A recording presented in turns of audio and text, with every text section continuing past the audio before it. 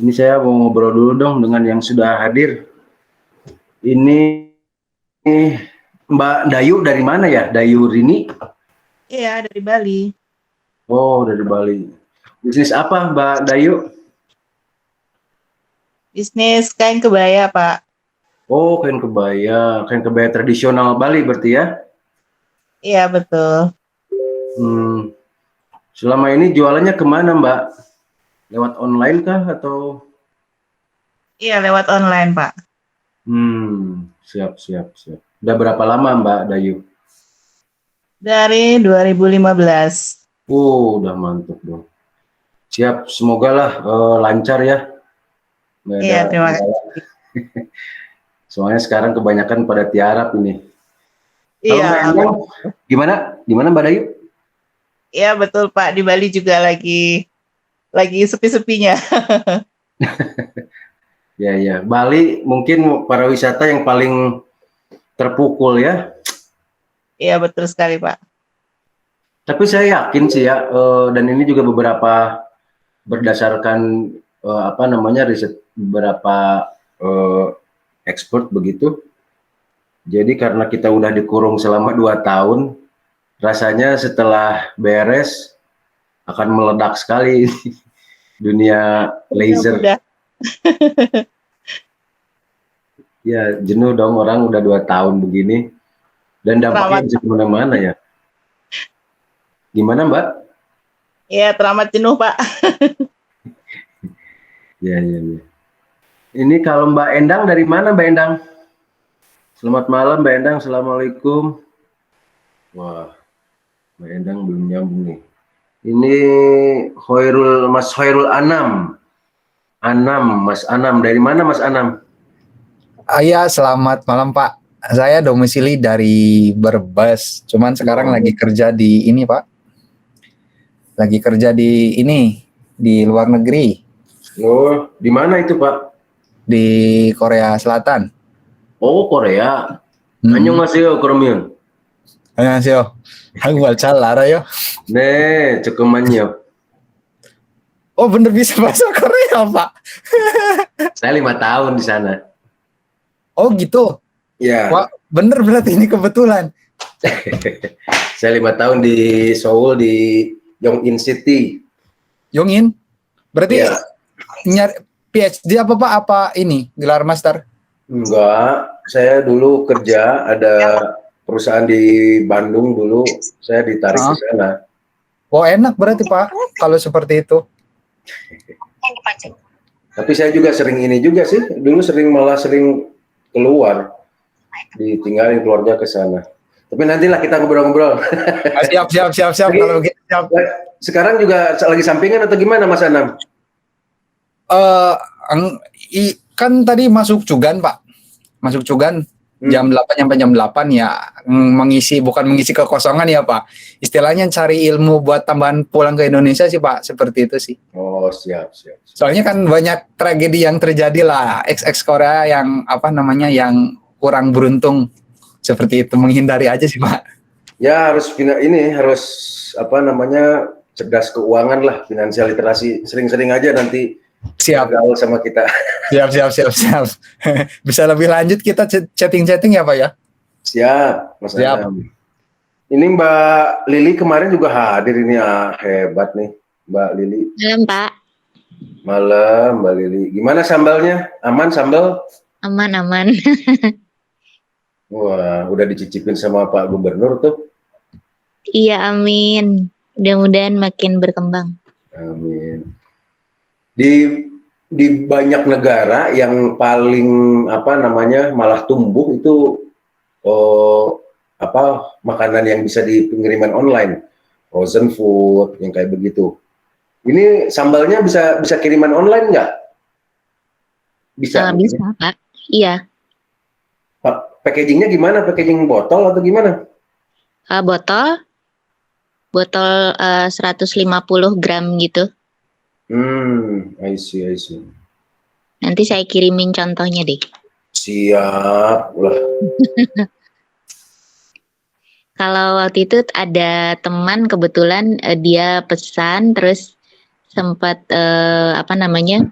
dibawa ke Australia karena dia jenguk saudaranya. Ternyata di sana justru malah laku lebih mahal karena sambal saya nggak pakai pengawet. Jadi orang-orang di sana lebih tertarik sama segala sesuatu yang fresh kan. Walaupun di sana ada toko bahan-bahan Indonesia, kalau waktu itu kalau beli di harga aslinya kan 30.000 ya Pak. Cuman di sana menurut teman saya dia laku satu botolnya 85.000. Oh, ya. Jadi rupanya karena nggak pakai pengawet itu harganya lebih tinggi jadinya. Tapi tahan berapa lama? Kalau di suhu luar ruang sih maksimal 14 hari. Lalu kalau di kulkas itu sekitar 3 bulan. Kalau di freezer bisa setahun. Mantap. Siap. Itu kalau komposisi harga produk dengan ongkir kalau radius katakanlah Jabar begitu, berapa itu? Masih worth it untuk dikirim seputar Jakarta Jabar begitu? Masih, ini saya udah kirim sampai Papua juga. Oh. Sampai Kalimantan segala macam sih. Siap. Alhamdulillah ya masih ada untungnya lah gitu. Kan ini harga di luar ongkir ya. Kalau sekarang juga lagi yang berjalan ada beberapa reseller gitu, jadi ada minimal pembelian kayak gitu-gitu sih. Alhamdulillah aja. Tapi memang tidak bisa dalam jumlah besar karena saya kan sambil kerja juga, terus juga sambil menulis juga untuk ya klien-klien inilah pribadi gitu. Jadi memang mesti ngurusin sendiri, jadi nggak bisa ngambil terlalu besar gitu. I see. Siap. Oke, Mbak Lili. Tapi ngomong-ngomong ini kita udah lebih hampir 15 menit. Saya pikir sambil nunggu yang lain nggak apa-apa lah dibuka ya. Bismillahirrahmanirrahim. Assalamualaikum warahmatullahi wabarakatuh. Waalaikumsalam. Ya, selamat malam sekali lagi. Terima kasih pada teman-teman semua yang sudah hadir, Ibu Bapak. Terima kasih juga ke tim saya yang sudah mengakomodir acara webinar series ini. Ini perlu di disclaimer ya, bahwa webinar series ini serial webinar sebetulnya spesifiknya khusus untuk lebih ke para profesionalnya sebetulnya, lebih ke para staf accounting, staf keuangannya. Tapi tentu saja bagi para business owner yang belum begitu clear benar pengelolaan keuangan usaha ya sangat diwajibkan apalagi untuk membaca ya. Kalau tidak diwajibkan sih untuk membuat sebetulnya mah jauh lebih baik, consuming menyita cukup waktu gitu ya. Tapi untuk para business owner wajib rasanya untuk bisa ngejawab, karena bagaimana mungkin kita bisa memahami seluk-beluk bisnis kita kalau misalnya kita nggak bisa membaca laporan keuangan. Laporan keuangan itu kan ya dari laba rugi, arus kas, dan neraca, itu yang paling basic ya. Sebetulnya ini juga udah yang kedua webinar series ini. Yang pertama kita kemarin tentang revenue. Ada yang hadir nggak sih kemarin tentang revenue model? Sorry Pak, ini yang ketiga. Kalau enggak, maksudnya kalau di saya yang kedua kan. Oh iya, betul. Kalau yang saya yang bawain kan itu di luar series yang ada juga dengan Pak Herdi. Pak Herdi lebih ke pengelolaan transaksinya ya, secara accounting detail gitu, bahkan mungkin menggunakan software aplikasi untuk membantu mempercepat hadirnya laporan keuangan. Kemarin di awal sesi saya minggu kemarin saya ngebawain tentang revenue model. Ada yang hadir nggak sih sekarang waktu saya ngebawain itu? Karena ini sekali lagi ini rangkaian ini nyambung gitu loh dengan yang kemarin sebenarnya mah. Sekarang lebih ke biayanya memang, cuman korelasinya sangat kuat gitu ya. perilaku biaya itu harus selalu terkoneksi dengan grafik sales gitu. Nggak ada yang ini ya. Ini beda lagi, tapi anyway, oke lah saya coba. Mas Anam, gimana Mas Anam? Enggak, saya cuma mau bilang ini baru kedua kalinya, yang kemarin pertama, ini kedua kali baru ikut webinar. Tapi yang waktu yang saya tentang revenue nggak ini ya? Belum dapat email pemberitahuan sih Pak. Oh, oke. Iya. Siap. Ya kemarin review sedikit lah, saya bicara tentang bagaimana sebuah revenue itu hadir. Sering kali saya juga ngelihat banyak teman-teman UKM itu yang kurang clear membedakan pendapatan kotor, pendapatan bersih gitu.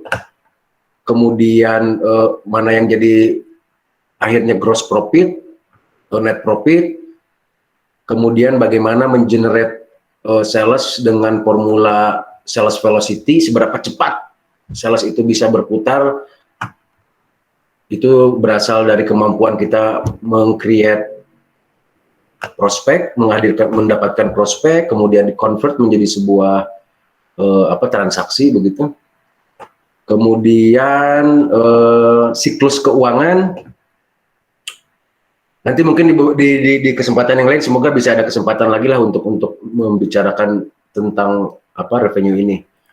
Sekarang saya mau masuk tentang biaya ya, fundamental biaya lah.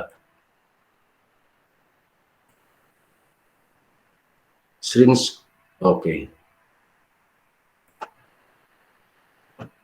Jadi hari ini materinya itu sekitar mungkin rencananya sih cuma 60 sampai 90 menit lah, plus tanya jawab begitu, diskusi gitu lebih tepatnya ya. Karena saya inginnya sebenarnya aktif. Jauh berbeda tingkat retensi, tingkat pemahaman kita ketika kita ada proses berpikir gitu. Artinya aktif gitu di kepala kita untuk mencatat dan mempertanyakan kenapa, bagaimana gitu. Itu akan lebih lebih mudah untuk nanti kemudian bisa diaplikasikan gitu. Dan ini sebetulnya sangat basic, tapi seringkali meskipun basic ini fundamental akhirnya jadi kemana-mana gitu. Banyak orang yang masih tetap kebingungan, misalnya ngebedain antara cost and expenses, beban dan biaya gitu, biaya dan beban. Ini dampaknya tuh bisa kemana-mana. Salah satunya adalah nggak bisa membedakan laporan arus kas keluar uang masuk dengan laporan laba rugi. Ini salah satu akarnya di sini. Kebingungan orang ngebedain mana yang biaya, mana yang beban gitu. Sehingga ketika ditanya tentang laporan keuangan yang dihadirkan itu malah jadi laporan arus kas gitu. Itu padahal totally different, totally berbeda gitulah, berbeda total. Dan fatal akibatnya kalau misalnya kita mengambil sumber analisa usaha kita berdasarkan sumber yang kurang tepat, ya akhirnya keputusan pun kemana-mana gitu ya. Nanti kita juga akan bedah cost breakdown structure itu, struktur biaya begitu, sehingga kita bisa lebih familiar, sehingga kita bisa lebih tahu tren biaya kita dari waktu ke waktu. Dari situ kita bisa ada bayangan, bisa memprediksi ke depan, sehingga itu dijadikan panduan untuk membuat budgeting gitu ya. Yang nomor 3 itu terkait pengelolaan biayanya. Berbicara tentang merencanakan pelaksanaannya gitu, evaluasi dan perbaikan. Plan, do, check, action itu ya. Yang mungkin nanti sampai ke 6 ini lebih kepada simulasi. Nanti kita akan langsung bikin simulasi-simulasi supaya lebih kegambar gitu. Nggak hanya teoretikal aja, supaya lebih aplikatif, supaya lebih kebayang dalam daily activity, dalam keseharian kita tuh gimana gitu loh perilaku biaya ini.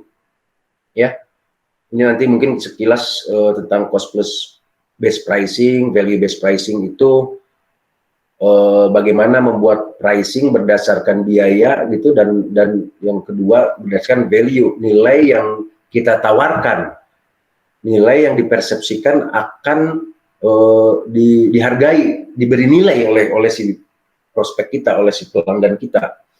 Kemudian sekilas nanti ini sambungan kemarin kan bicara tentang forecasting.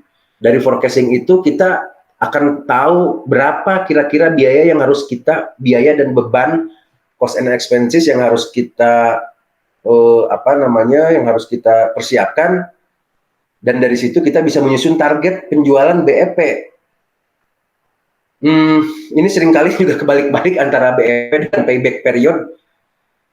Orang menganggap enteng gitu ya, padahal ini juga kemana-mana jadinya BEP dengan payback period. Ketika ditanya BEP-nya kapan, itu pertanyaan yang sangat tidak tepat gitu. Itu lebih ke tepatnya ya payback period, tingkat pengembaliannya. Spesifiknya gitu. Kalau mau kapan, berarti itu kan kalau kita lihat dari definisi antara revenue dengan biaya plus gitu loh, nol gitu loh. Lebih kepada itu, sedangkan payback period kapan terjadinya itu gitu. Kapan kembalinya modal yang kita tanam bisa kembali. Nanti kita akan bikin simulasi lah dari situ ya. Oke, ini masih juga belum banyak yang ini ya, tapi nggak apa-apa lah, itu udah biarin ini aja. So, ini saya udah beberapa poin yang saya highlight gitu ya, antara cost dan expenses kalau diterjemahin literally, biaya dan beban. Ini juga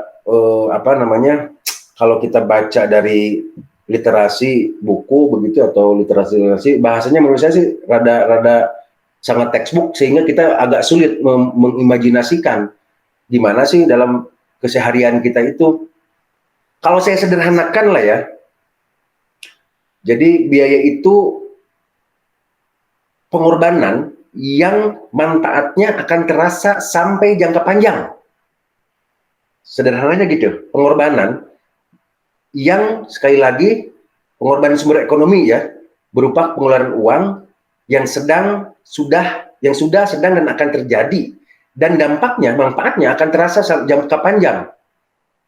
Sementara biaya itu justru penurunan nilai manfaat ekonominya, atau pengeluaran uang misalnya berupa penyusutan aset gitu, bersifat jangka pendek. Manfaatnya saat itu juga jangka pendek. Semoga clear ya. Penjelasan lebih lanjutnya, jadi biaya itu adalah pengorbanan untuk lebih fokusnya untuk menghadirkan produk gitu ya, atau pengeluaran untuk membeli aset. Mudah-mudahan kemarin sempat lihat ya tentang aset itu. Ini kemarin saya udah, untung masih ada tuh catatan ininya tuh. Aset itu ada dua, aset lancar dan aset tetap. Aset lancar itu tentang kas, piutang, dan stok. Sementara aset tetap, peralatan, kendaraan, bangunan, dan intangible aset. Peralatan berbagai macam ya, tergantung model bisnisnya. Mesin, alat kerja, alat produksi, itu termasuk di dalam ini gitu ya. Nah, biaya itu untuk membeli aset tetap inilah gampangnya. Itu dikategorikan biaya. Sementara beban pengeluaran penyusutannya itu menjadi sebuah beban gitu loh. Pengeluaran uang atas penyusutannya, biaya penyusutannya itu disebut beban. Biaya penyusutan itu penyusutan nilai manfaat. Misalnya beginilah, kita beli laptop misalnya ya, seharga 4 juta misalnya. Nah, itu 4 jutanya itu biaya, tapi penyusutannya yang jadi beban yang harus dicatat dalam laporan keuangan atau dalam laporan laba rugi itu sesuai masa manfaatnya. Misalnya diperkirakan usia pakainya, manfaat ekonomisnya itu bisa hanya sampai 4 tahun gitu. Masa pakainya lah gampangnya. Berarti beban penyusutannya itu 1 juta. Kalau mau di breakdown per bulan ya tinggal dibagi 12 gitu ya. Sampai sini dulu saya ingin pelan-pelan lah. Saya ingin pelan-pelan clear nggak tentang beban dan biaya. Kalau misalnya nggak ada jawaban, saya anggap clear dan saya akan balik nanya gitu ya. Pak, saya boleh sambil jalan nggak Pak? Boleh, silakan. Iya, saya kan awam soal akuntansi ya, karena bukan orang akuntansi. Itu rata-rata kalau alat-alat untuk produksi itu dia setahun itu susutnya berapa persen itu hitungannya? Which is misalnya kalau dalam konteks bisnis saya kan alat produksi itu kayak blender kayak gitu-gitu kan itu masuk situ ya. Siap, Bu. Penggorengan istilahnya kayak gitu. Itu sebenarnya secara umum susutnya setiap tahun berapa persen? Siap, understand. Sebetulnya prinsipnya secara akuntansi itu menyerahkan keputusan itu terhadap kita sendiri, self assessment, Bu. Boleh kita menentukan berapa banyak, ya sesuai kewajaran aja lah. Sesuai kewajaran itu berapa lama. Cuman untuk pajak itu sudah memberi guidance, dia ada 4 kelompok. Kelompok pertama barang-barang atau peralatan, perlengkapan yang punya usia pakai 4 tahun. Itu golongan 1, golongan kedua 8 tahun, golongan ketiga 16 tahun, golongan keempat 20 tahun. Golongan 1 itu ya misalnya peralatan kantor gitu ya. Peralatan kantor. Blender mungkin masuknya di 4 tahun ya. Cuman biasanya kalau untuk kategori yang peralatan yang mengandung tembaga gitu, itu bisa dikategorikan jadi 8 tahun, sorry. Kendaraan motor, mobil itu 8 tahun tuh. Alat kantor, alat mesin produksi gitu biasanya ke 8 tahun. Itu secara pajak dikategorikannya ada 4, 8, 16, 20 gitu. Tapi prinsipnya secara akuntansi itu bebas. Menurut kita tuh berapa tahun kira-kira aja lah. Gitu. Nah, saya tanya balik malah menurut Ibu kebiasaan gitu orang pakai berapa tahun tuh? Kayak blender kayak gitu. Tergantung ini sih perawatan ya. Saya biasanya saya kalau pakai barang-barang tuh 6 tahun, 7 tahun masih awet sih, Pak. Ya kita tinggal tentuin aja udah. Ya, baik. Kita asal konsisten itu yang penting. Jangan berubah-ubah. Sekali kita putuskan 6 tahun, ya udah 6 tahun. Jangan di perjalanan jadi rubah lagi jadi 7 tahun gitu loh. Oke, Pak. Asal itu yang penting konsisten. 6 tahun atau 7 tahun boleh. Cuman sih saran saya sih ya mendingan langsung ngikutin yang kayak pajak aja, mau 4 mau 8 gitu loh. Antara itulah. Oh, oke. Ya. Kalau barang elektronik rata-rata 4 tahun atau kalau jenisnya seperti itu tuh sebetulnya di websitenya pajak itu ada lembarannya, contoh kategorinya tuh ada detail sekali tuh. Kayu, mebel jenis mebelnya kayak gimana tuh ada kelompoknya mau kayak gimana. Kalau mau benar-benar presisi gitu ya. Saya juga nggak ingat, tapi kalau elektronik sih rata-rata antara 4 ya itulah antara 4 tahun atau 8 tahun secara pajak. Tapi sekali lagi tolong diingat bahwa itu menyerahkan kepada kita. Nah, yang penting satu konsisten, kedua perkirakan kira-kira setelah nilai masa manfaatnya udah habis, apakah ada nilai sisa nggak, nilai residu nggak, misalnya. Contoh tadi blender misalnya harga 4 juta contoh ya. Kira-kira di 4 tahun kemudian setelah masa penyusutannya 0, itu ada nilai sisa nggak? Nah kalau ada itu ditulis gitu nilai sisanya. Nah kalau misalnya di perjalanan juga ada perbaikan, itu masuk ke biaya aja. Sebetulnya secara kalau mau benar-benar presisi bagus gitu, akurat benar gitu ya, ada ininya gini, cara ininya. Kalau misalnya biaya perbaikan itu pertama material atau signifikan lah, besar jumlahnya gitu ya, dan terutama membuat masa usia pakainya jadi bertambah, maka itu maksudnya dikapitalisasi, maksudnya ditambahin lagi. Misalnya begini, tadi beli 4 tahun, kemudian 2 tahun kemudian kita melakukan overhaul gitu ya, keluar uang 1 juta misalnya tuh. Dan setelah diperbaiki diperkirakan akan menambah masa pakainya jadi 1 tahun lagi gitu ya. Maka penyusutannya bukan 2 tahun, jadi 3 tahun kan, tadi sisa 2 tahun kan. Gitu. Tapi saran saya juga sederhanakan saja, kita jangan terlalu dipusingkan dengan terlalu detail begitu. Yang penting kita paham konsepnya aja, cukup paham aja. Saya langsung disusutkan 4 tahun udah dinolin aja lah biar gampang. Toh justru sebetulnya lebih mudah dan kalau misalnya dalam konteks pajak nanti akan lebih menghemat gitu. Langsung kalaupun ada biaya perbaikan langsung aja dibiayakan gitu, jadi biaya, bukan dikapitalisasikan. Dikapitalisasikan artinya ditambah ke nilai perolehan pembelian tadi, harga 4 juta tadi, gitu ya. Itu tentang biaya, tentang penyusutan tuh, biaya penyusutan. Spesifik tuh, itu ada bahasannya itu. Clear, Bu? Iya, Pak. Ya, nggak terlalu ngerti banget, tapi saya punya bayangannya gitu maksudnya. Nah, saran saya gini, saran saya wajar, kita pertama kali ngedengar berkontraksi gitu otak kita kan, makanya saya coba untuk sederhanakan. Jadi ibu tinggal tentukan saja berapa tahun gitu usia pakainya, dah konsisten, lupakan untuk yang lain-lain lah. Nanti ketika ada penambahan biaya pemeliharaan, masukin aja ke biaya pemeliharaan mesin, gitu, biaya pemeliharaan alat. Ini karena baru 2 tahunan, mau 2,5 tahun, jadi selama ini saya praktis banget gitu pencatatannya. Jadi kayak misalnya modalnya berapa, terus kemudian bukan ngarepin BEP cepat, cuman maksudnya modalnya berapa, terus kira-kira itu bakal nutup setelah sekian produksi atau apa kayak gitu. Jadi nanti itu ada bahasan lain nanti Bu, itu lebih luas lagi nanti itu. Nanti makanya mungkin ikutin aja serial webinarnya. Itu nanti lebih ini lagi. Mudah-mudahan tapi itu akan tercover di BEP nanti lah Bu, ini simulasi ya. Iya. Gitu. Saya lanjutin dulu tentang biaya, kita fokus dulu tentang biaya ya. Biaya nanti macam-macam nanti akan kita bahas breakdown satu-satu.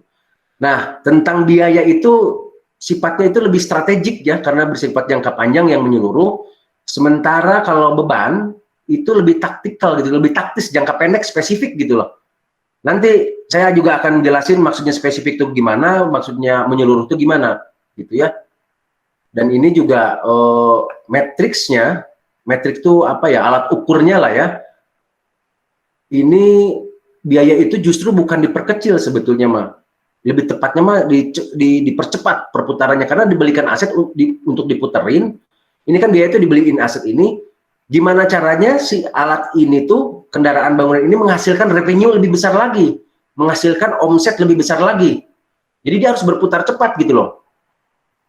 Bukan masalah diperkecil kalau untuk yang biaya di sini, kecuali beban. Nah kalau beban ya memang harus sekecil-kecilnya.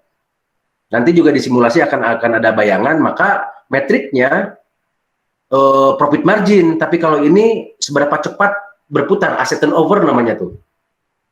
Begitu ya. Jadi bicara tentang skill itu juga jadinya berbeda gitu ya.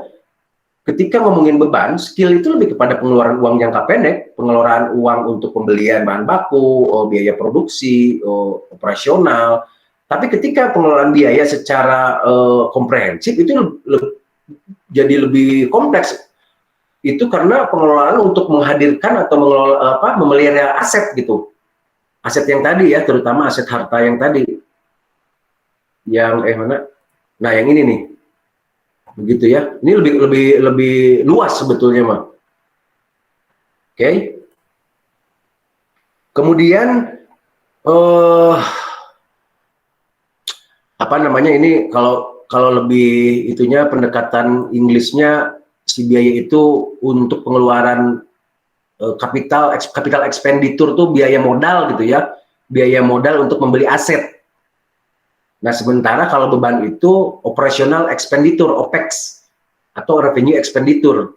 Kenapa disebut OPEX atau CAPEX? Karena ini lebih kepada operasional, ini lebih kepada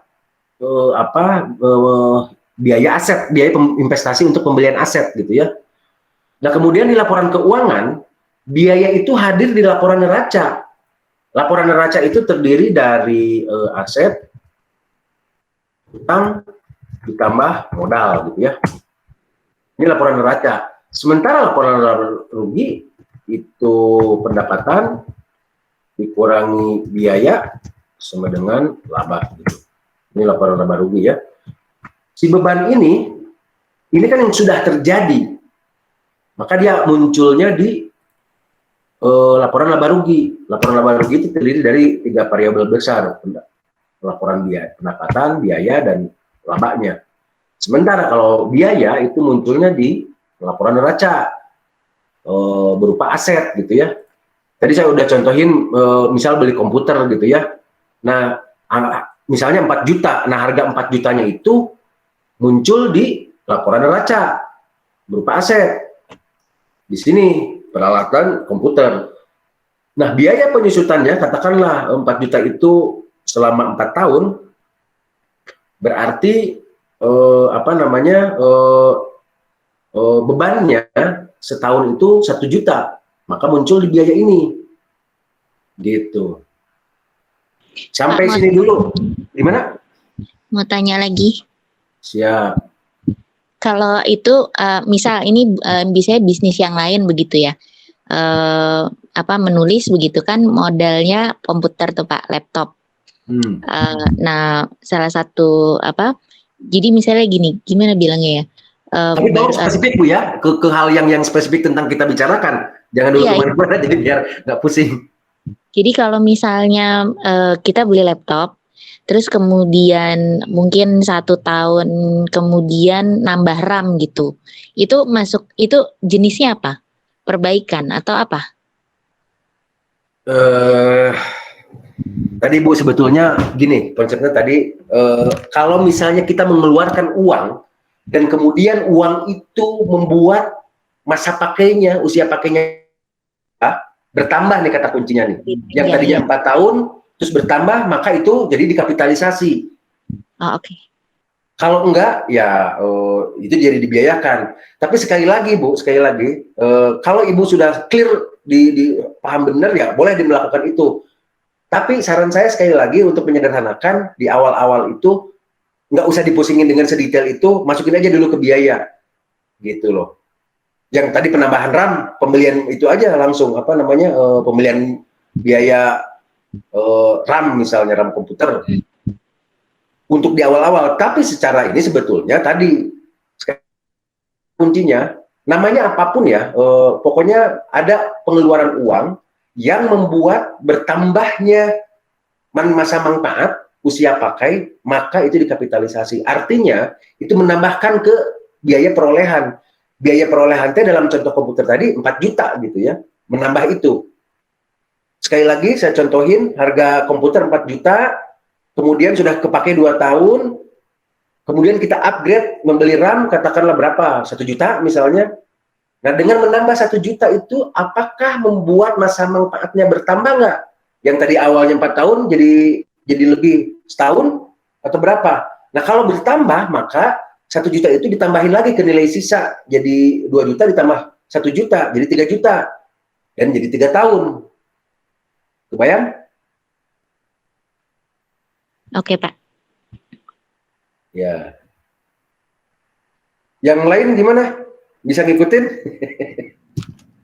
Bisa Pak. Kalau terlalu cepat di ini aja saya. Ke slide yang terakhir tadi Pak. Saya yang tentang aset sama dengan hutang plus modal. Kemudian yang tadi pendapatan dikurangi biaya sama dengan laba. Nah, yang jadi pertanyaan saya itu jadi semisal katakanlah saya mempunyai bisnis retail nih Pak. Jadi untuk pembelian komputer, pembelian rak-rak kemudian seperti itu namanya aset ya Pak, aset tetap berarti ya Pak ya, kehitungnya ya Pak. Ya. Nah kemudian dari aset tetap itu saya kan beli barang-barang nih Pak. Nah barang-barangnya itu laku terjual nih. Semisal katakan dalam 1 bulan laku terjual 10 juta. Nah kemudian itu yang dikurangi biaya itu berarti yang dimaksud Bapak itu biaya dari penyusutan aset tadi ya Pak? Sama biaya operasional. Seperti itu Pak. Salesnya tadi berapa? Misal salesnya dalam satu bulan sih misal ya Pak. Dalam 1 bulan kita dapat omset 10 juta semisal Pak. Oke, 10 juta. Kemudian terus dari pembelian penyewaan gedung, terus pembelian barang-barang yang ada di rak-rak rak-rak yang saya sudah beli, Kemudian kemudian tadi apa? Biaya komputer seperti itu juga dihitung berarti ya Pak? Ya, jadi gini, ini kita bicara laba rugi berarti ya, laba rugi ya.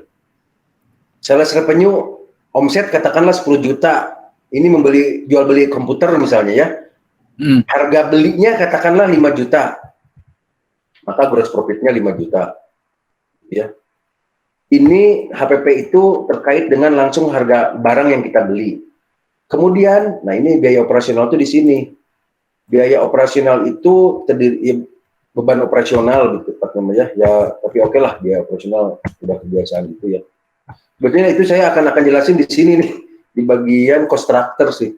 Nah, beban operasional itu SDM, marketing, overhead. Overhead itu operasional lainnya lah. Ini terkait dengan biaya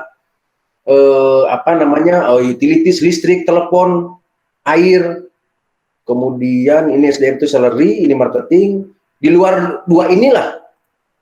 Nah, terkait dengan penyusutan komputernya, kalau itu jadi barang ini, jadi jual sebagai barang dagangan inventory, maka dia tidak disusutkan. Ya, kalau komputernya sebagai barang dagangan loh. Tadi barang dagangannya komputer ya, contohnya ya, benar nggak? Katakan jangan komputer Pak, barang dagangannya semisal kosmetik ya Pak. Oke. Jadi barang dagangannya kosmetik, komputer itu yang jadi aset kita. Oke, sorry. Oke, kalau gitu, itu si biaya komputer, biaya penyusutannya di sini. Tadi kan belinya komputer misalnya 4 juta, saya bilang. Penyusutannya selama 4 tahun itu per tahun 1 juta, berarti dalam 1 tahun 1 juta dibagi kalau per bulan ya 12. Di sini akan ada biaya di operasional itu penyusutan dalam 1 bulan berarti 1 juta dibagi 12. Bagi 12. Nah, ini per bulannya segini. Itu cara ngitungnya. Ini benar nggak? 1 juta. Iya. Gini, Mas Anam, kebayang? Oke Pak, kebayang Pak. Terima kasih. Agak benar-benar kata Bapak. Jadi agak tricky antara beban sama biaya. Maksudnya gimana? Agak tricky sih Pak. Terlalu membingungkan antara beban dan biaya. Tapi oke, udah mengerti, udah paham.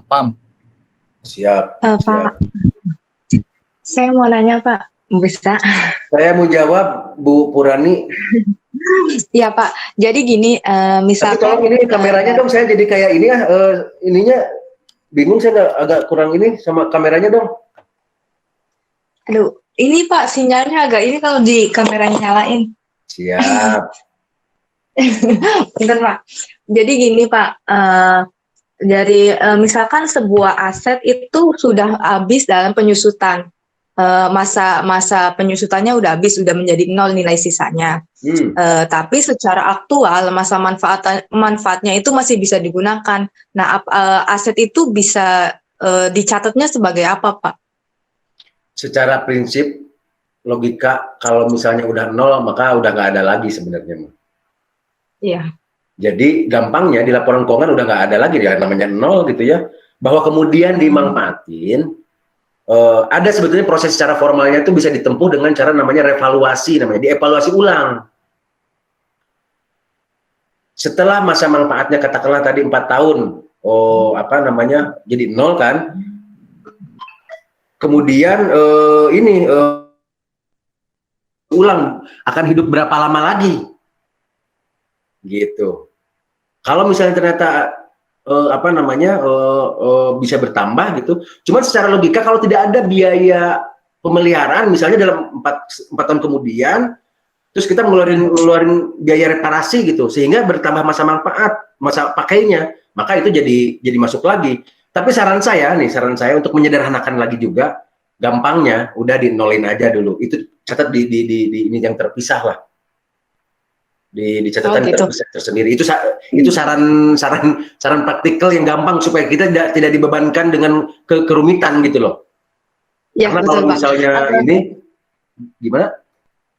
Iya, iya Pak. Berarti misalkan gini Pak, karena kan kadang-kadang atas permintaan owner sendiri ya Pak. Saya pun nyatet atas permintaan misal, karena secara misalkan aktual itu barang, aset itu masih ada. Nah, ada permintaan dari owner sendiri, misalkan aset itu dicatat. Nah, asumsilah kita masukkan aset itu tercatat. Nah, itu nanti dihitungnya berarti sesuai dengan penyusutannya sesuai dengan angka awal atau bagaimana Pak? Ya enggak dong. Di di kalau angka awal kan pasti nilai perolehan itu ini baru kan, nggak mungkin 4 juta lagi.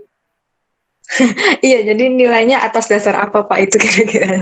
Sebetulnya kalau secara formal itu ada namanya lembaga aktuaris gitu ya. Tapi kan kompleks saya bilang.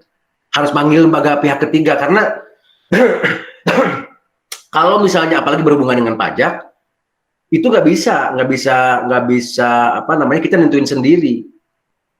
Tapi makanya saya sederhanakan.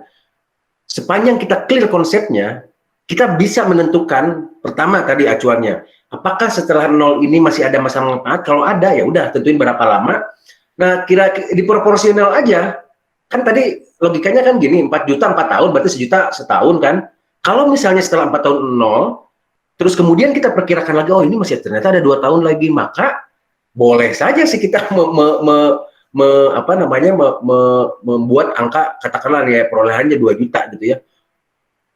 Jadi sisanya 1 juta, walaupun itu pertama. Ada juga yang pendekatannya ditulis angka 1 rupiah aja. Supaya hanya sekedar tidak kehilangan gitu. Jadi tapi tidak disusutkan. Dia hanya berupa aset tetap dan terus-menerus ada, tidak disusutkan jadinya. Hanya untuk takut kehilangan gitu loh. Maksudnya takut tidak terkontrol, maka dia ditulis dengan nilai angka 1 rupiah. Itu masalah kebiasaan-kebiasaan di lapangan ya. Gitu. Atau ya kita tadi pendekatan formal sekali lagi dengan aktuaris, dinilai nanti kita manggil lembaga pihak ketiga atau lembaga yang kredibel gitu, orang yang kredibel, kira-kira ini punya nilai berapa lagi gitu loh. Misalnya, oh ini bisa bernilai 1 juta, 2 juta, itu ada sebetulnya aktuaris itu lembaga pihak ketiga itu disebutnya apa ya? Aktuaris itu ya lembaga penilai lah, ada itu dinilai ya berapa ini apa namanya nilainya dengan yang masih kelayakannya gitu. Ada ini tertentu lah. Kemudian dari situ berapa lama lagi gitu loh. Itu secara pendekatan formal. Kalau pendekatan praktikal ya kita tentuin juga lah, oh, ini kira-kira berapa apa namanya masa manfaatnya gitu, usia pakainya berapa tahun lagi, berapa lama lagi, dan kita bisa juga nge-refer misalnya di online gitu, berapa sih harga secondnya katakanlah dengan usia 4 tahun gitu, itu bisa juga jadi referensi. Misalnya tadi contohnya apa, komputer misalnya kan setelah 4 tahun dengan merek apa namanya HP misalnya tuh dengan tipe tertentu rata-rata orang jual di OLX misalnya sekitar 2 jutaan ya, boleh saja kita ngacu ke situ juga. Kebayang? Oke, baik Pak. Terima kasih. My pleasure. Siap. Semoga ini bisa. Ini memang ini teh di penyusutan nih yang jadi challenging, orang seringkali kebingungan dan fatal kemana-mana.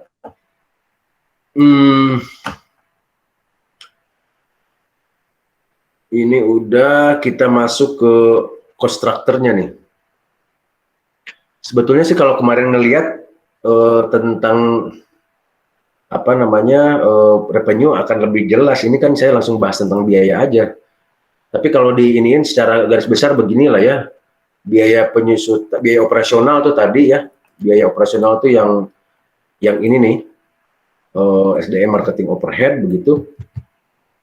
COGM itu cost of, makanya kalau di luar negeri itu cost of good manufacture, biaya harga pokok produksi. Kalau di Indonesia tuh jadi harga pokok penjualan dengan harga pokok produksi, cost of good manufacture.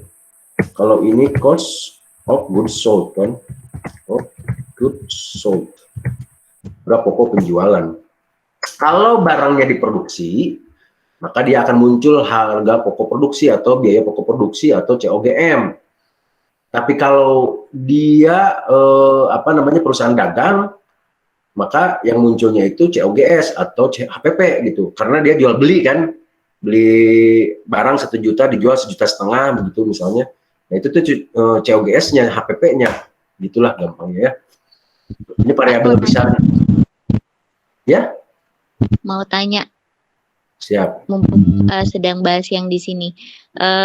Gini kan, itu tadi kan ada SDM gitu ya Pak. Tapi kan saya istilahnya apa, untuk sebagai, ya walaupun saya karyawan, tapi kan ini bisnis saya jalanin sendiri, saya belum punya staff begitu, atau orang yang membantu secara reguler. Nah, gimana kita menentukan apa istilahnya ya, menentukan harga tenaga kita sendiri gitu, itu gimana Pak cara nentuinnya harganya gitu untuk masuk jadi apa ya? Kalau saya sih karena saya nggak ngerti akuntansi sampai detail, jadi saya cuman mengira-ngira sendiri harga tenaga saya sesuai kompetensi gitu. Tapi sebenarnya caranya gimana yang benar? Bahwa kita punya staff itu lalu mengambil sendiri. Jawaban panjang mau jawaban pendek. Kalau jawaban pendeknya, Ibu tentuin aja biaya per jam Ibu berapa dikali jumlah kerjanya lah. Terserah Ibu lah, itu Ibu yang menentukan, itu jawaban pendeknya begitu. Kebayang nggak? Kebayang Pak. Kalau di kantor kalau ada project. Ya. Ya, itu jawaban pendeknya lah. Kalau jawaban panjangnya itu tergantung bagaimana sifat organisasi Ibu. Apakah berupa perorangan yang artinya apa namanya? Tapi ingat ya, sebelum saya ngebahas itu, bahwa entitas pribadi kita sebagai pemilik dengan entitas bisnis itu seperti entitas yang berbeda, seperti individu yang berbeda lah gampangnya mah. Jadi keuangan kita dengan keuangan itu, keuangan organisasi bisnis berbeda. Itu satu. Sorry. Itu satu. Kedua, bagaimana jenis organisasi kita mau mengacu pada meskipun kita belum punya akte PT ya, tapi ini bagaimana kita mengambil keputusan, apakah kita mau mengacu seperti sebuah perusahaan PT atau non PT gitu, entah itu bentuknya CP ataupun perorangan. Bedanya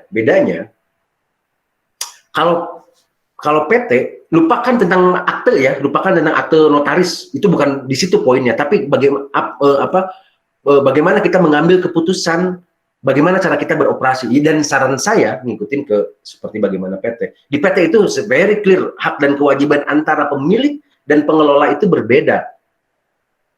Hak pemilik adalah mendapatkan laba, bukan gaji. Hak pemilik ya. Bahwa kemudian si pemilik itu ikut mengelola, mengurus. Pengurus itu terdiri dari komisaris, direktur, dan ke bawah gitu ya. Ingat, komisaris juga belum tentu pemilik ya. Bahwa kemudian di kebanyakan kasus biasanya pemilik juga ikut jadi komisaris atau bahkan jadi direktur, itu urusan lain. Tapi ada kejelasan karena hak kewajiban antara pengurus dan pemilik itu berbeda, gitu ya. Yang biasanya pengurus itu terutama dari direktur ke bawah, katakanlah kalau kita jadi pemilik juga jadi direktur, maka kita juga berhak mendapatkan gaji gitu loh. Jadi ada kejelasan itu. Nah kalau gaji ya bisa ditentuin juga seberapa besar gitu. Kalau yang kita miliki ya tergantung keinginan kita, kebutuhan kita gitu lah ya. Sementara hak sebagai pemilik dari laba. Itu jawaban panjang, semoga menambah kejelasan bukan menambah kebingungan ya. Tapi nanti kalau misalnya memang menambah kurang jelas, nanti kita akan ada sesi-sesi dan memang pasti nggak akan cukup membahas tentang ini tuh gitu. Dan harus lengkap gitu ya.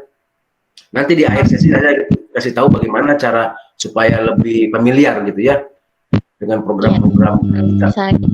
Kalau misalnya di kantor saya nih Pak ya, kalau saya posisinya sebagai karyawan, biasanya kalau ada project dan kita dilibatkan di dalam project itu tuh nilai kita tuh misalnya per jam itu 1 juta dikali 8 jam kali berapa hari gitu. Boleh Ibu, boleh.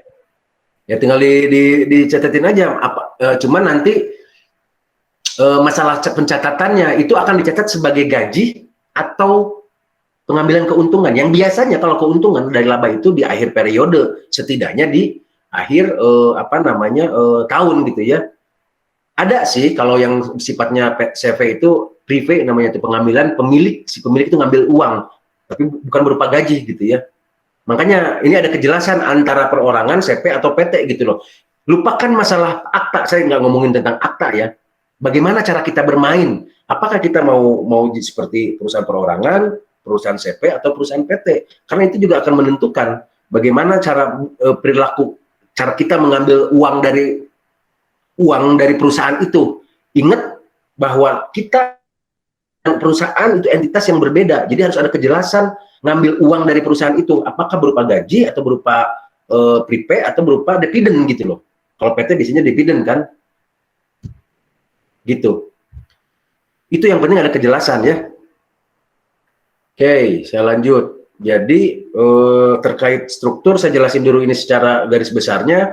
Biaya operasional itu macam-macam. Gampangnya kalau disederhanakan 3 besar, SDM, ini marketing, ini overhead lainnya gitu ya. Overhead lainnya pokoknya selain antara 2 inilah, dari mulai biaya listrik, telepon, apalagi internet, apalagi bensin, apapun lah yang apalagi coba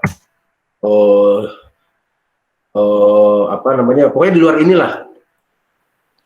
Kalau sekarang itu masa pandemi itu Pak, kayak misalnya PCR, PCR, terus juga tes-tes yang kaitannya sama pandemi itu juga masuk overhead kan ya Pak? Karena sifatnya reguler itu? Prinsipnya sekali lagi pokoknya apapun namanya, biaya apapun yang bersifat biaya atau beban di luar 2 ini ya masuk ke operasional, beban operasional, umum dan operasional. Administrasi, umum, operasional lebih tepatnya malah kalau mau dipanjangin. Beban umum, administrasi, dan operasional lainnya gitu. Gitu ya. Ini marketing juga bisa jadinya tergantung model bisnis. Ini bisa termasuk biaya distribusi atau enggak gitu. Gitu ya.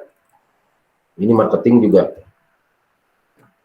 Jadi gampangnya mau dicatat langsung nggak ada, ini juga nggak boleh langsung. Ibu tadi biaya pengetesan gitu boleh aja sih.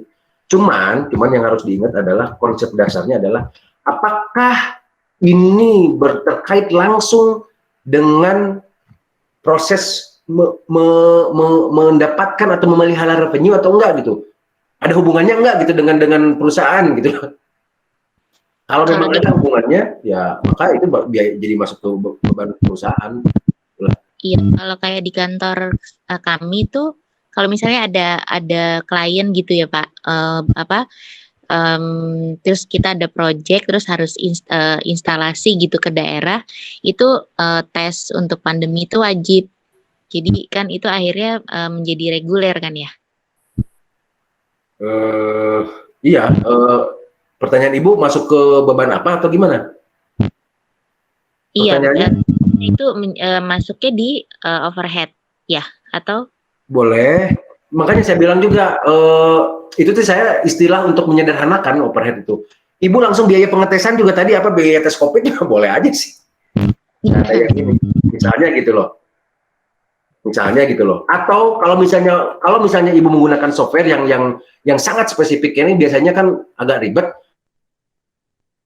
Nanti kasih keterangan gitu loh. Di keterangan ada itu biasanya kalau di software seperti Pinata misalnya, itu ada nanti kasih keterangan biaya lainnya itu apa, di catatan. Biaya pengetesan klien misalnya. Boleh. Bayang? Sip. Oke, kemudian setelah biaya operasional, ini biaya bunga tuh biasanya bisa terkait dengan hutang biaya beban pinjaman hutang bank lah misalnya ya, pinjaman bank gitu ya. Terkait ini biasanya atau pihak ketiga atau siapapun pihak ketiganya. Sebetulnya kalau misalnya tadi saya bilang kalau usaha dan kita itu sebagai entitas yang terpisah, maka juga sebenarnya ketika kita secara pribadi sebagai pemilik masukin uang Itu bisa dua pilihan, apakah menambah modal baru atau berupa pinjaman. Nah, kalau misalnya berupa pinjaman, maka si perusahaan kita itu wajib mengembalikan ke kita. Tapi kalau modal nggak wajib. Dan kita berhak mendapatkan bunga sebetulnya. Anyway, itu apa namanya referensi lah.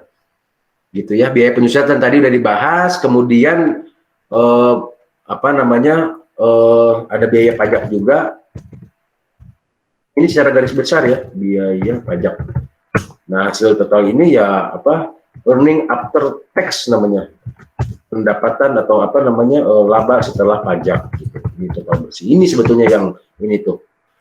Kalau sampai di apa namanya di sini biasanya disebut dengan apa namanya angka ini, katakanlah total biaya operasional ini misalnya contoh lah 2 juta misalnya. 2 juta, maka laba bersih operasi itu laba bersih operasional, laba bersih operasi itu 5 dikurangi 3 juta gitu.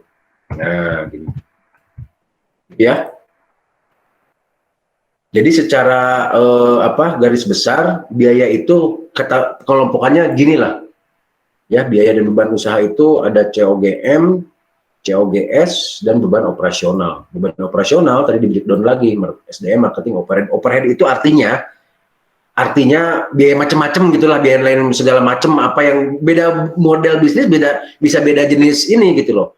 Misalnya apa di F&B misalnya di kuliner mungkin akan ada biaya penyusutan apa biaya pembelian es misalnya. Tapi kan di pabrik konveksi misalnya nggak akan ada itu. Misalnya begitu. Itu sangat spesifik. Makanya, tapi kalau SDM dan marketing, bukan hampir di semua bisnis, pasti ada gitu. Nah, kekhususan itulah makanya disederhanakan, namanya overhead lah. Ini mah lebih kepada untuk penyederhanaan aja. Gitu ya. Itu cost structure. Kemudian kita masuk ke cost management ini secara singkat. Jadi prinsipnya biaya itu harus sangat terkoneksi dengan sales. Nah, ada pameo tentang bahwa kan kalau organisasi bisnis itu pasti berorientasi laba kan. Laba itu rumus matematikanya pendapatan dikurangi biaya. Pendapatan harus hadir sebesar-besarnya secepat-cepatnya dan biaya harus hadir sekecil-kecilnya selambat-lambatnya. Sekali lagi, sebesar-besarnya, secepat-cepatnya. Secepat itu asli cepat masuk gitu ya, jangan di kredit. Misalnya gitu, secepat-cepatnya. Kalau biaya, ini sekecil-kecilnya, selambat-lambatnya. Artinya pakai tempo gitu loh, ke supplier. Nah, tapi dalam konteks secara general, sebetulnya biaya itu juga harus naik seiring dengan pertumbuhan pendapatan. Yang membedakan adalah kalau pendapatan dia tuh harus tumbuh eksponensial gitu. Eksponensial itu artinya dari 1 ke 2 ke 4 ke 8 ke 16 ke 2 dan seterusnya gitu ya. Kali 2 gitu loh. Sementara kalau biaya dia juga harus tumbuh. Karena kalau dia tidak tumbuh, tidak membesar, itu artinya perusahaan juga tidak bertumbuh. Tapi dia harusnya linear incremental gitu, incremental dan linear gitu. Linear itu lurus gitu ya. Linear. Ini 1, 2, 3, 4, 5, 6 deret ukur, deret apa ini sebutnya? Naiknya nggak seperti ini kan lompatan kali 2 gitu loh. Kalau ini kan gini gitu. Itu sesuatu yang ideal ya. Jadi dalam konteks sekecil-kecilnya, kalau mau di breakdown lagi, itu lebih tepatnya ke apa namanya biaya-biaya tertentu. Misalnya dalam biaya variabel, misalnya biaya untuk pembelian ke supplier misalnya, biaya pembelian ke supplier yang tadinya supplier A, kita nemuin supplier B yang apa namanya yang lebih murah tapi dengan kualitas acceptable, atau dalam konteks fixed cost biaya tetap itu kan namanya juga tetap, sudah nggak mungkin diturunkan gitu ya. Kalau udah bersifat tetap, maka outputnya yang diperbesar. Misalnya, contoh SDM misalnya ya, fix gaji, total gaji, katakanlah total 10 juta misalnya. Yang tadinya outputnya, produk yang dihasilkan dan yang dijual itu katakanlah 1.000, maka harus ditingkatin jadi lebih dari 1.000, supaya secara otomatis, secara matematika jadi turun kan. Gitu maksudnya ya. Nah,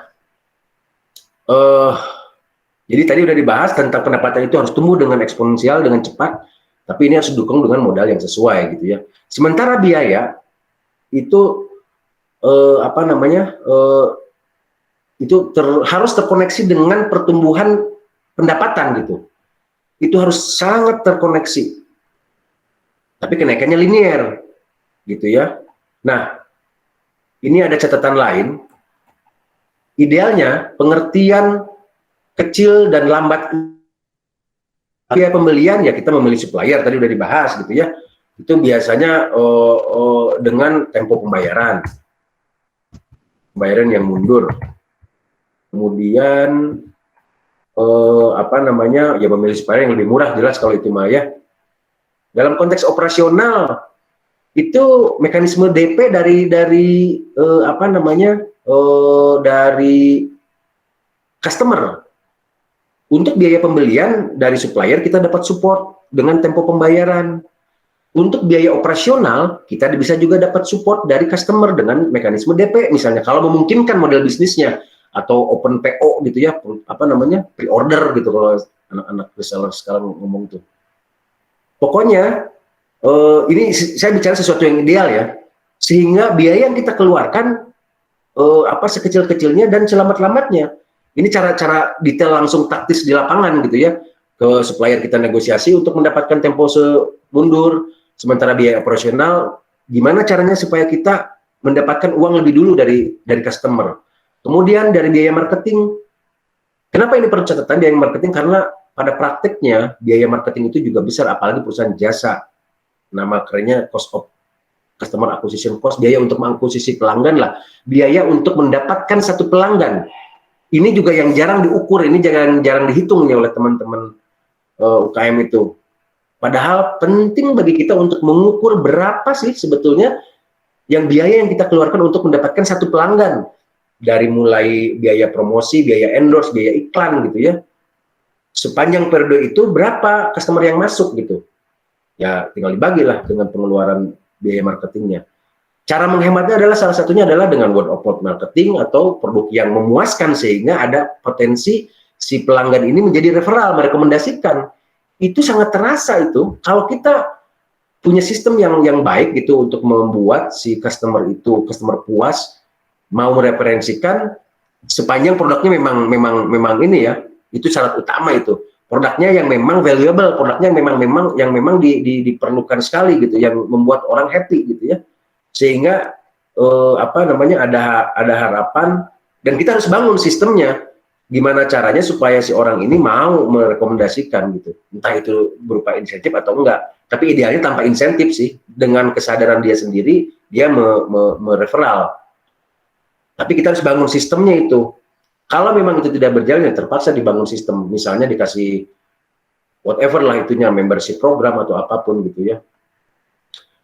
Nah, sekarang kita masuk ke sesi akhir tentang, nanti saya akan bikin simulasi ini, saya udah coba buatin ya. Ini dalam praktek langsung sehari-hari, sering kali kita lihat kan sebetulnya tentang BEP itu, tapi pada praktek tuh jarang sekali ini dilakukan dengan benar gitu. Kalau kita melihat grafik ini, definisi BEP itu adalah ketika total biaya sama dengan total revenue. Ada di sini. Sekali lagi, total pendapatan atau total revenue sama dengan total cost gitu. Sesederhana itu sebetulnya BEP itu. Cost itu tadi ya, cost and expense itu tadi. Mana? Nah, semua biaya ini. Sesederhana itu. BEP itu terjadi ketika total revenue sama dengan total cost. Yang biasanya butuh waktu gitu loh untuk mencapai titik ini. Biasanya di awal-awal perusahaan itu di awal-awal perusahaan itu, pasti dia akan kondisi merugi. Kenapa? Karena biasanya sudah keluar fixed cost. Ini fixed cost. Semoga kursor saya kelihatan jelas ya. Ini fixed cost. Ini variable cost. Yang ini. Nah, ini revenue. Revenue kan dari nol, terus naik eksponensial. Sementara ini variabel naik, tapi incremental atau linear begini. Kalau fixed cost ya tetap begini. Di titik tertentu akan ketemu. Beda-beda bisnis model, beda waktunya kapan ini ketemu. Sekedar contoh, Bukalapak kalau kita lihat di laporan keuangannya 3 tahun terakhir ya, itu minus terus. Dan kita bisa berasumsi 10 tahun ke belakang ketika dia berdiri, itu minus. 10 tahun loh, bayangin coba. Dia kondisinya belum mencapai titik ini. Dan bahkan sampai sekarang pun, saya sendiri nggak ngelihat kapan kira-kira mereka ini. Saya belum juga nggak baca sih prospektur secara detail gitu ya. Kapan dia direncanakan akan menghasilkan profit gitu. Pasti harus dengan secepatnya karena udah terbuka kan, semua orang bisa ngeliatin. Bukalapak kan sekarang udah TBK ya, udah jadi perusahaan terbuka gitu. Semua orang bisa ngeliatin laporan keuangan dia. Itu bukan jadi rahasia lagi, kecuali Tokopedia kita masih belum tahu karena masih perusahaan tertutup.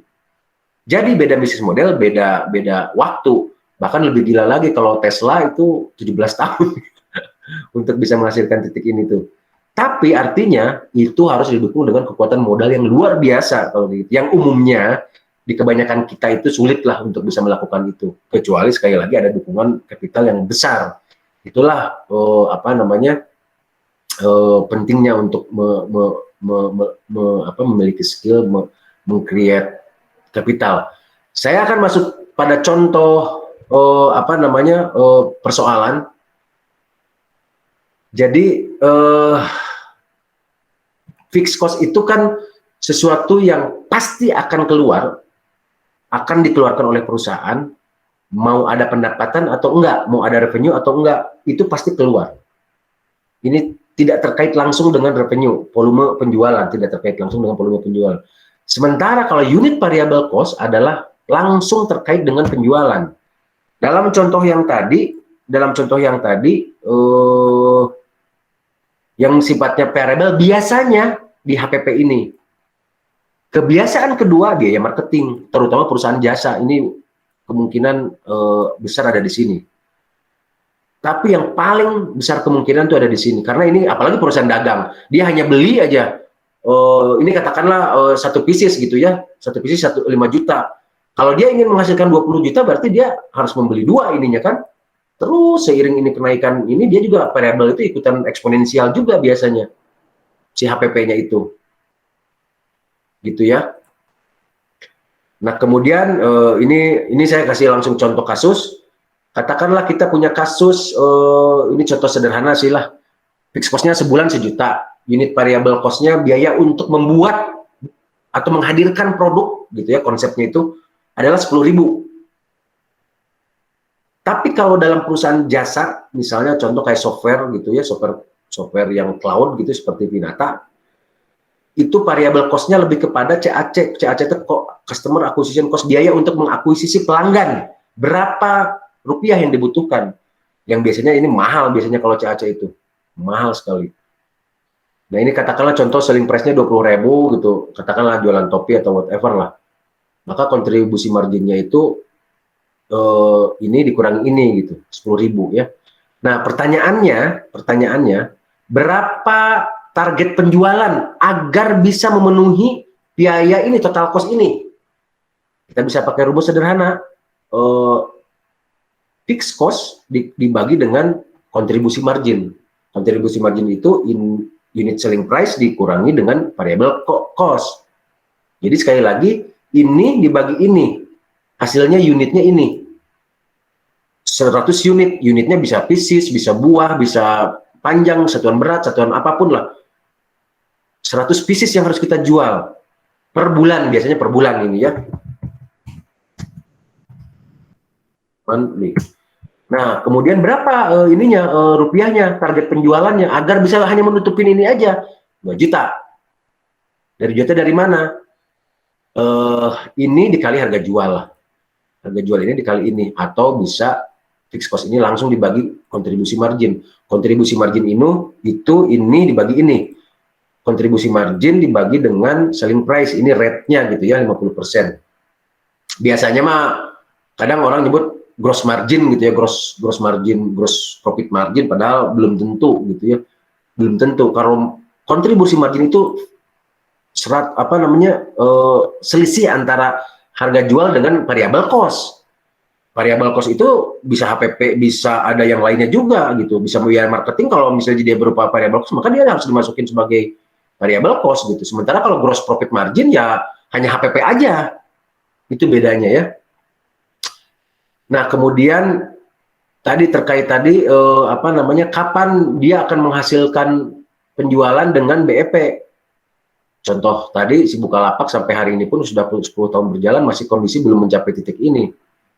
Saya bikin simulasi ya, contoh tadi ini sama salesnya fixed cost-nya segini, ini kan datanya ngambil dari situ, variable cost-nya 10.000 gitu ya. Nah, contoh di bulan, katakanlah ini satuannya bulan lah ya.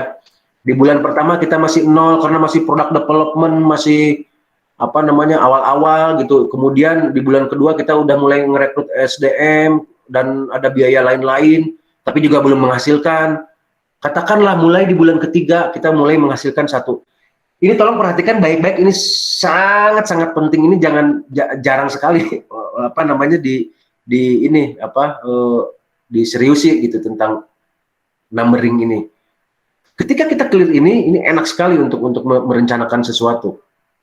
Katakanlah di bulan ketiga kita menghasilkan satu dan naiknya katakanlah eksponensial gitu ya, 2, 4, 8, 16, 32, 64, yang otomatis biaya variabel cost-nya juga akan naik secara eksponensial mengikuti dengan ini gitu ya.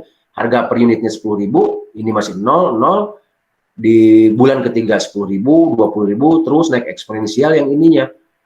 Tapi fixed cost-nya kan tetap dari bulan ke bulan. Maka di bulan pertama dia masih minus, kedua juga minus, ketiga minus, terus minus, sampai di bulan berapa dia akan, di bulan inilah. Di bulan ke-10 dia baru plus gitu loh. Karena apa? Karena dia punya target harus menjual 100 unit. 100 unit itu berarti kan di angka ini unitnya, ini amount-nya. Perkalian antara unit dikali harga gitu ya. Harganya kan ini.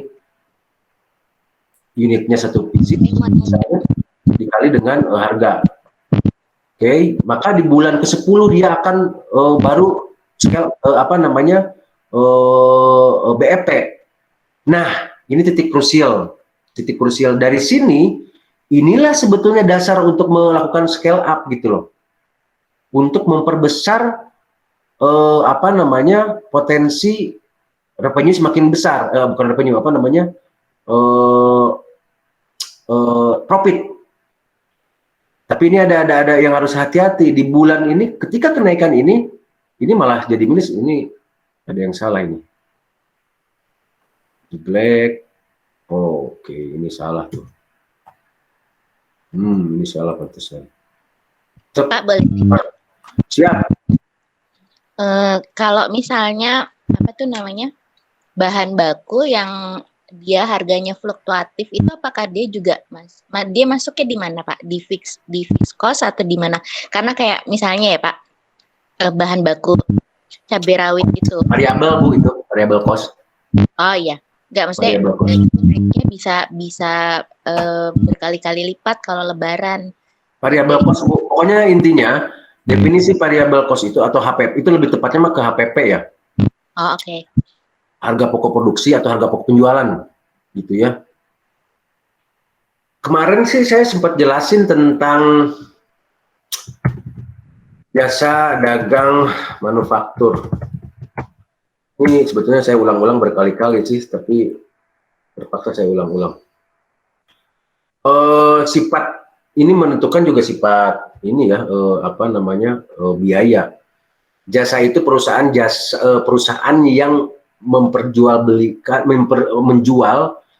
produk dan menjual produk berupa jasa, bukan barang. Definisi produk itu bisa barang, bisa jasa ya. Definisi produk itu bisa barang, sekali lagi barang fisik artinya atau non fisik. Nah, jasa dia menjual, meng-create dan menjual produk non fisik. Sementara dagang dia memperjualbelikan barang, artinya barang fisik. Sementara manufaktur adalah membuat barang itu untuk dijual, gitu ya. Nah, kalau tadi misalnya Ibu harga bahan baku ya munculnya di sini gitu, HPP, harga pokok penjual, harga pokok produksi sebelum menjadi harga pokok penjualan. semoga jelas ya. Jelas, Pak. Oke, rasanya sih ini simulasinya saya nggak akan dulu bahas lebih detail. Saya ingin coba dulu minta feedback. Barangkali ada yang masih bingung terkait simulasi ini.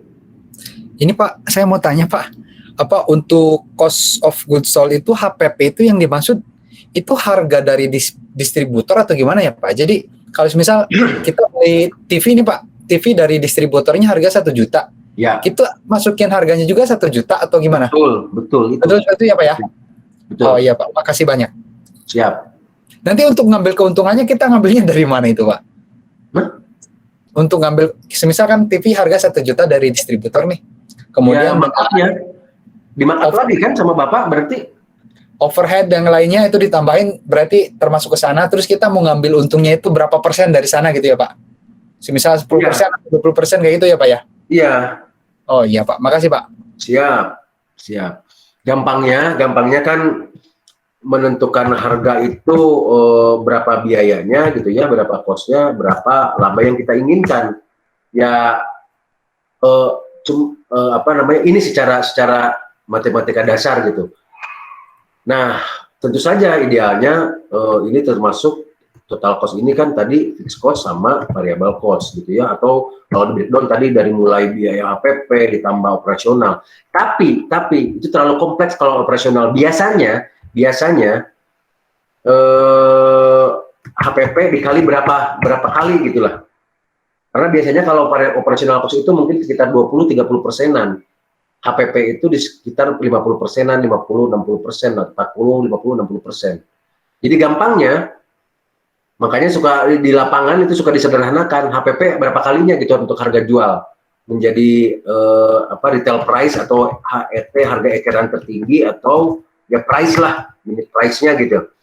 Ini tuh biasanya di HPP dikali berapa kebiasaan yang biasa, kali 2, kali 3, kali 2,5, atau kali berapa gitu. Apakah masuk nggak? Misalnya tadi berapa Pak itu harga beli tadi? 1 juta Pak. 1 juta. 1 juta. Nah saya tanya, biasanya di keumuman harga berapa retailnya? Kalau harga di retail itu untuk televisi kayak gitu kan ada yang 1,5 juta, ada yang 2 juta, tergantung merek TV-nya sih Pak. Seperti itu sih Pak. Berarti itu nggak bisa. Kita ngambil ini aja Pak. Contohnya semisal kayak ini, produk di sini itu kalau yang di Korea kan terkenalnya dengan ini Pak, make up. Siap. Ya, kita ambil contohnya itu semisal kayak yang suka ngebersihin muka apa namanya ya? Face wash kayak gitu Pak. Itu harganya itu di kisaran 8.000 Pak. 8.000-an ya Pak. Harga belinya saya beli itu 8.000-an berarti Pak. Nah itu berarti itu bisa jadi HPP-nya dikali 2,5 atau dikali 3. Maksud Bapak seperti itu ya Pak ya? Iya, cuman yang harus dilihat tadi kalau misalnya terlalu mahal juga nggak masuk kan. Pokoknya selisihnya, markup-nya itu harus bisa mengcover ya tentu saja cost dan laba keinginan kita kan. Ya Pak. Paham. Iya maksud. Konsep Siap. Makasih Pak. Itu gitu. Yang lain ada yang mau didiskusikan?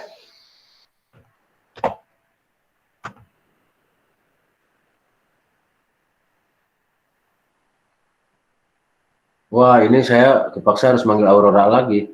Aurora, ada yang ditanyain? Sejauh ini jelas Pak, seru banget nih diskusinya. Sampai Pak Yudi kepotong terus, mantap. sampai ini keringetan saya, sampai keringetan. Oke, saya kalau misalnya nggak ada yang keringetan, saya mau balik nanya nih. Ini saya ngelihat ada siapa ini, Pak Nathanael Fernando. Selamat malam, Pak.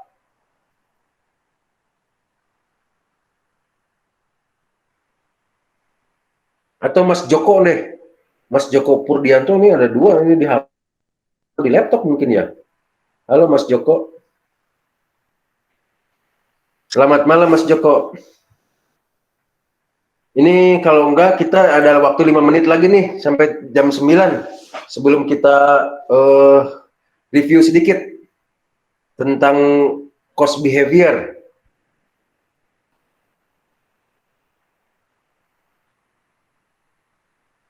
Ini yang ini simulasi ini Aurora cukup jelas.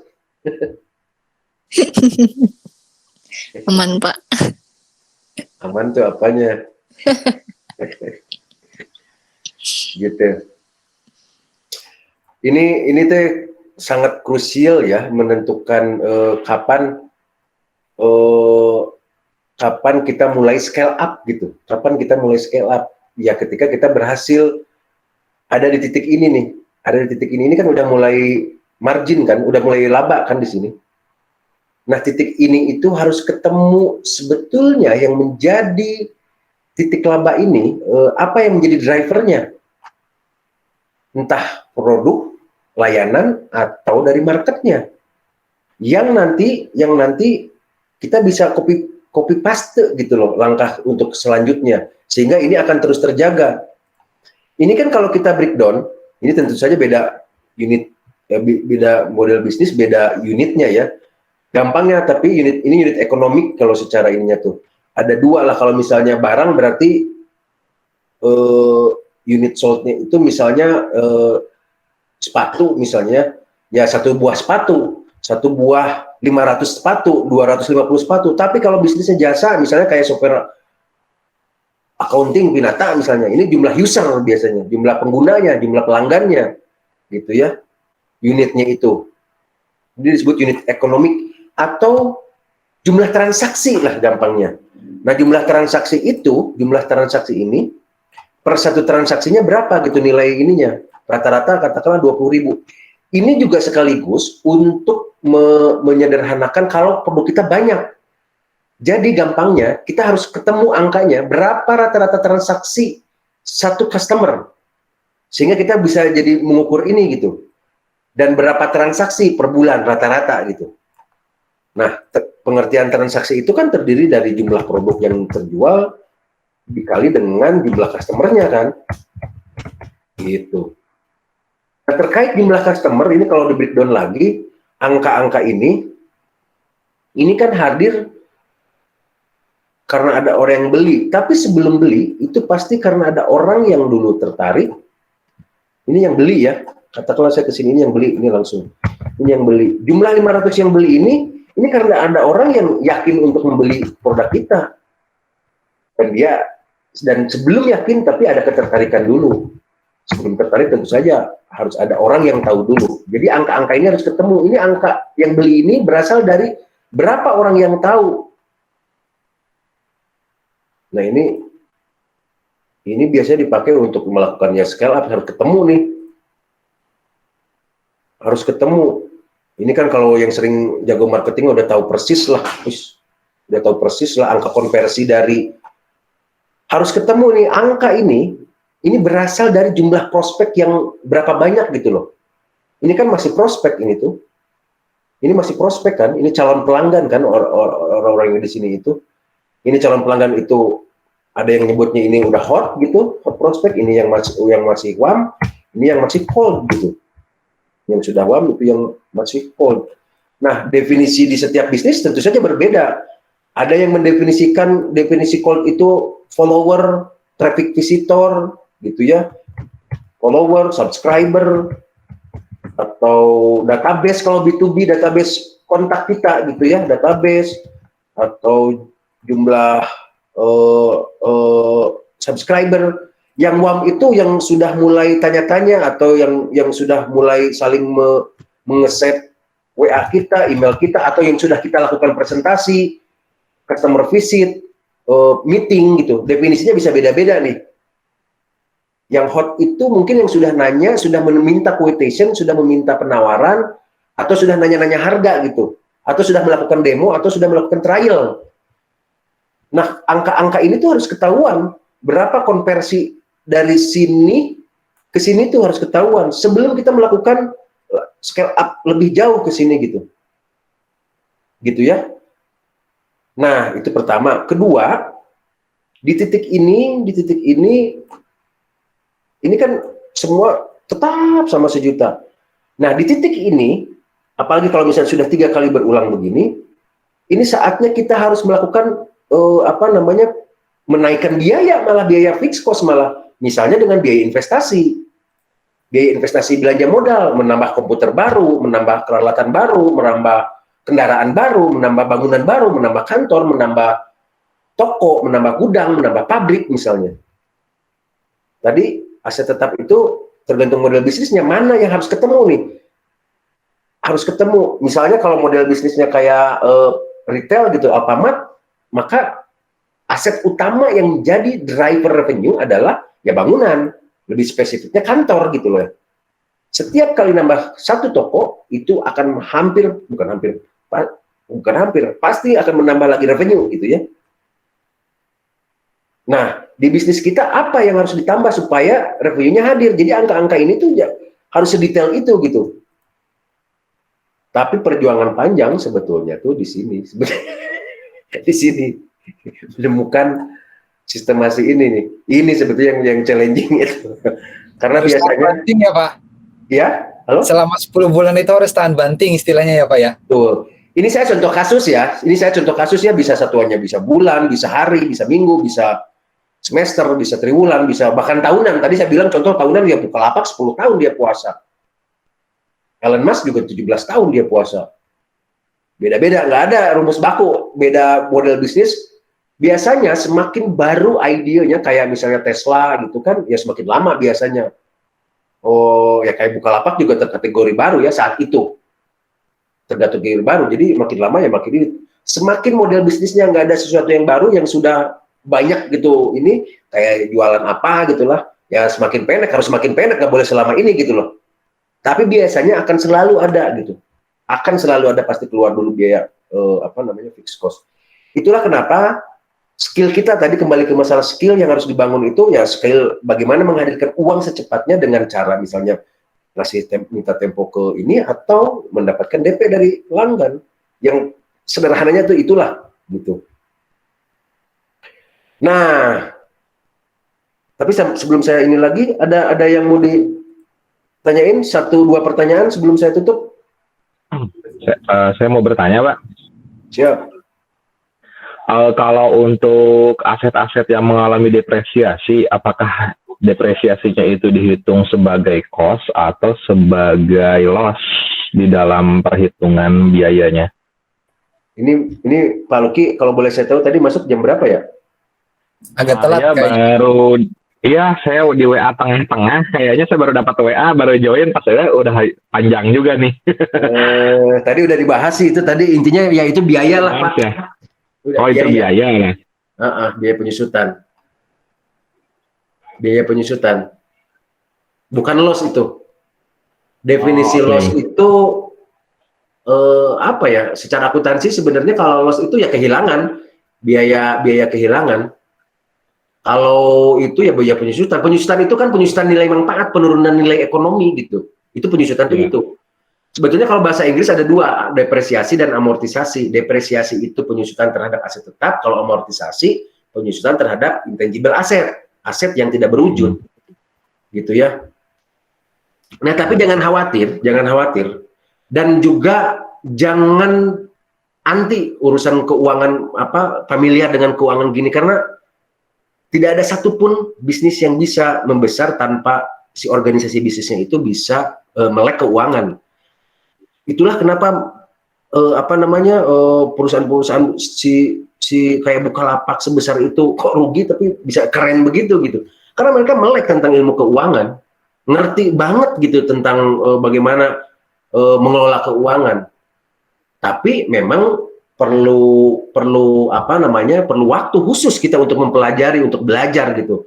Dan kadang-kadang di waktu belajar itu membosankan, termasuk proses belajar akuntansi yang tapi mau nggak mau itu mau nggak mau, kecuali kalau kita ya maunya gitu-gitu aja sih, juga itu pilihan sih ya. Asal jangan harus fair juga, ketika udah 5 tahun 10 tahun gitu-gitu aja ya jangan menyesali. Harus fair juga. Nah, poin saya adalah kalau misalnya apa namanya, ini juga kurang cukup ya. Ini Ibu Bapak bisa mengunjungi, ada namanya program Melpina. Program Melpina di sini. Itu nanti belajar tentang akuntansi dengan ada namanya Pak Herdi ya, yang expertnya lah. Beliau udah 20 tahun pengalaman di apa akuntansi, yang salah satunya bekerja di Dan Brand yang sudah kita kenal banyak lah di Indonesia. Beliau bekerja sebagai accounting itu dari mulai perusahaan ini level konveksian rumah tangga sampai angka triliunan gitu ya. Jadi sangat expert lah Pak Herdi. Saya strongly advise, saya sangat menyarankan Ibu Bapak ini untuk mempelajari lebih dalam tentang accounting dulu di sini gitu ya, di program Melpina ini. Begitu dari saya, barangkali ada yang mau ditambahkan? Ada yang mau ditanyain lagi? Satu lagi Pak, saya Pak. Siap. Ini Pak, untuk HPP, untuk barang-barang kayak retail itu kan kayak Alfamart contohnya kan itu banyak banget barang-barangnya Pak, bukan hanya minuman. Nah, itu untuk mengambil apa harganya itu kayak yang tadi Bapak contohkan yang dikali 2, dikali 2,5 seperti itu nanti. Oh, itu beda lagi dong, itu beda. Jadi gini Pak, kalau itu udah ini tersendiri, itu bagian tersendiri. Jadi ya tentu saja dihitung satu-satu. Mereka tetap harga belinya berapa, dan mereka akan memperkirakan harga retailnya kan, berdasarkan dengan costing yang mereka prediksi. Biasanya apa namanya, ya mereka, nah ini ketahuan lah. Jadi si fixed cost ini nanti dibagi bebannya dengan berapa produk gitu loh. Ini kan saya ngambil contoh satu produk. Kalau misalnya produknya banyak ya maka beban fixed cost ini dibagikan dengan produk gitu. Misalnya ada 10 produk. Nah, 10 produk katakanlah komposisinya sama 20%, 20%, 20% gitu. Maka ini per satu produk beban ininya 20%. Gitu. Jadi gampangnya costing itu tersendiri gitu. Dibikin dulu hitungan HPP berapa, yang untuk kemudian di laporan keuangan mah disatuin Pak. Semua HPP itu disatuin. Semua harga pembelian, biaya pembelian disatuin. Jadi nanti di laporan keuangan tuh hanya akan totalnya aja. Dalam contoh ini katakanlah ini 5 miliar misalnya, ini 10 miliar, 5 miliar, ini terdiri dari berapa produk gitu. Tapi hanya kelihatan kayak begini aja. Oh iya Pak, paham Pak. Tahu ya. Paham Pak. Kemudian kalau untuk pembelian kayak gitu kan dari distributor ada semisal ada apa bonus gitu Pak, itu nanti masuknya gimana ya Pak ya? Dari distributor ada bonus. Nah, semisal kita beli keripik nih Pak, kita beli keripik 10, semisal dari karena 10 nanti dapat bonus 2 itu Pak. Nah itu yang 2-nya itu gimana itu Pak?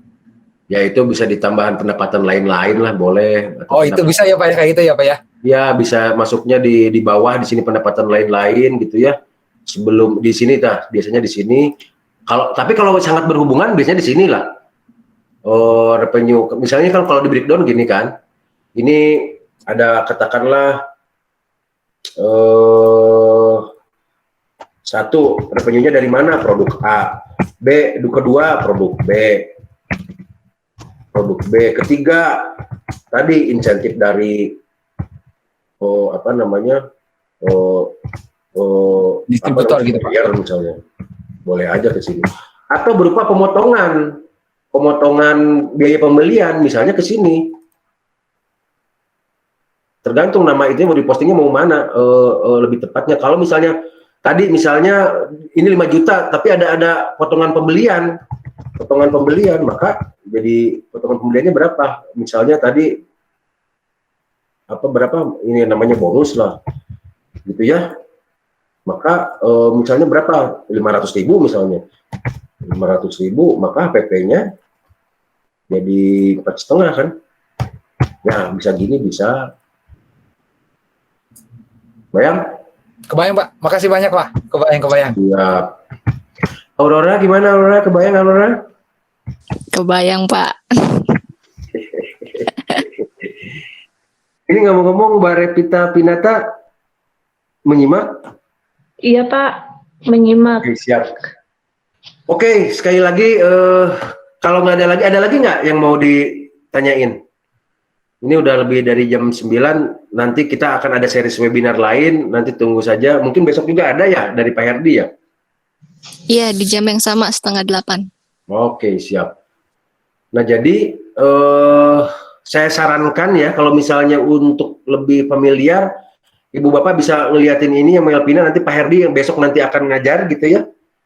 Saya hanya penyemangat aja kalau Pak Herdi ini memang expert di akuntansi ini. Yang mau nggak mau, sebelum saya bisa sepamiliar itu, saya juga mengalami proses kejenuhan untuk belajar accounting, kalau disebut kejenuhan gitu ya. Tapi itu mau nggak mau proses yang harus dilaluin gitu. Belajar dulu accounting dasar gitu ya. Dan kebetulan juga saya pikir ini sangat affordable gitu ya. Rasanya ada bonus-bonus tambahan lah, nanti bisa dilihat lah dari itu tuh Melvina itu. Mungkin dari saya cukup sekian. Kalau ada yang mau ditambahin silakan Mbak Revita Pinata sama Mbak Aurora. Untuk melihat webinar series yang part sebelumnya bisa dicek itu Pinata ya. Oh, udah di itu ya. Oke lah, siap. Siap kalau begitu dari saya. Terima kasih banyak kehadirannya Ibu Bapak sekalian, Mbak Terima Endang, kasih, Pak Pak. Joko, ya Pak Anam, Mbak Lili, Ya, Pak Luki, Pak Fernando, Purani, Pak Teguh Musrian. Ya, sekali lagi terima kasih. Ya. 가르쳐 주셔서 감사합니다. Oh ye, Kromion. Yang tim saya juga terima kasih banyak. Sekali lagi semoga menjadi amal kebaikan kita semua. Saya tutup webinar series ini. Assalamualaikum warahmatullahi wabarakatuh. Waalaikumsalam. Warahmatullahi wabarakatuh. Assalamualaikum.